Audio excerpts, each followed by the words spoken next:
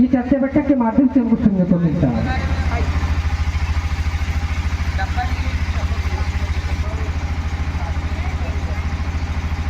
बहुत सारे अनुभव सेवक देते हैं, बहुत अच्छे अच्छे विचार देते हैं, फिर भी कहीं ना कहीं सेवक पीछे रह जाता है। उसका कारण ये है कि आज भी अपन बुरे विचार बुरे व्यसन में आज भी फंसी हुई है। हम इस चीजों से निकलना पड़ेगा अपने को, अपनी अच्छी सोच अच्छे विचार और अच्छे अनुभव लेना है। क्योंकि महानता के बाबा जुल्लू जी कितने अच्छे अनुभव उनको भगवान बाबा हनुमान जी ने दिया। महानता के बाबा जुल्लू जी को मार्गदर्शन करने वाला कोई नहीं था।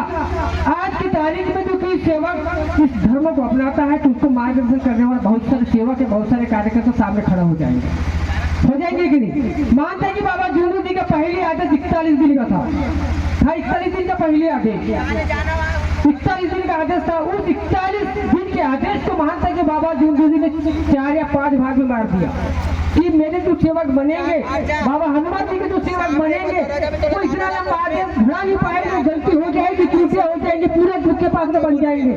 इसलिए उन्होंने 4 या 5 भाग में इस आदेश को बांट दिया। क्योंकि पहले आदेश मिलता है 3 दिवसी का, मिलता है सभी को जब मार्ग में अपनाते हैं 3 दिवसी का। सेकेंड आदेश मिलता है 7 दिवसी का, मिलता है।